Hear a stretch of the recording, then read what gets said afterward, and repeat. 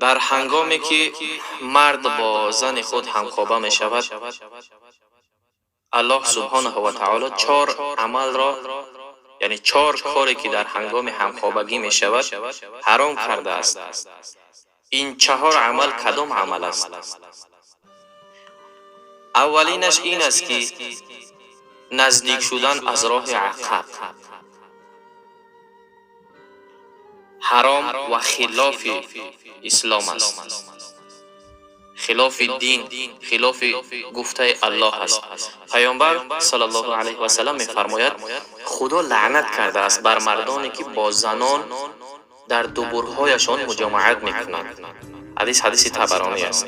یعنی چنین شخصی که از راه عقب هم خوابگی میکند با زنش، از رحمت و رضای خداوند محروم است. دومین عملی که الله حرام کرده است، در جزء از حدیث چنین آمده است که هر کسی با زنی که در حال خونریزی است، در حال حیض است، نزدیک شود، پس به دین محمد صلی الله علیه و سلم کفر ورزیده است. لازم به یادآوری است که در ایام مریضی، یعنی در ایام در حالت حیض بودن، فقط عمل جنسی حرام است و بوسه گرفتن و دیگر لذت ها از زن حلال می باشد. سیوم چیزی که سیوم عملی که الله حرام کرده است، میگوید حرام است که مرد یا زن عمل جنسی و یا سخنانی مربوط به این لذت ها، زن و شوهر با یکدیگر میگویند یا عمل میکنند، پیش دوستان افشا کردن، یعنی پیش مردم افشا کردن، فاش کردن سیری یکدیگر. پیامبر صلی الله علیه و سلم می‌فرماید از بدترین مردم نزد خدا مردی است که با زن خود هم بستری می شود، سپس راز وی را فاش می کند. یعنی شب با زن خود هم بستر می شود و روز می آید در پیش دوستای خود نقل می کند که من با همسرم فلان فلان فلان کار کردم. العیاذ بالله.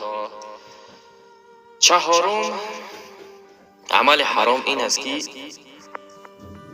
در مفهوم حدیث میگوید، از عایشه رضی الله عنها روایت است که میگوید من و رسول الله صلی الله علیه و سلم هیچ وقت به فرج یکدیگر، یعنی به عورت یکدیگر نگاه نمی کردیم و لیسیدن آلت تناسلی و آب یکدیگر حرام است، چون این آب مثل ادرار نجس می باشد و نوشیدن این نجس حرام است. و اگر لیسیدن بدون فرو بردن آب آلت باشد، باز هم افراط در هم بستری و تقلید از غربیان می باشد، یعنی تقلید از کفار می باشد.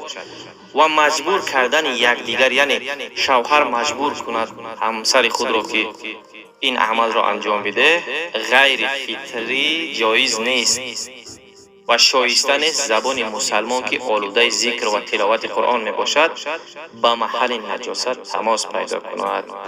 و صلی الله تعالی علی خیر خلقه محمد و علی آله و صحبه اجمعین برحمتك یا ارحم الراحمین. السلام علیکم و رحمت الله و برکاته.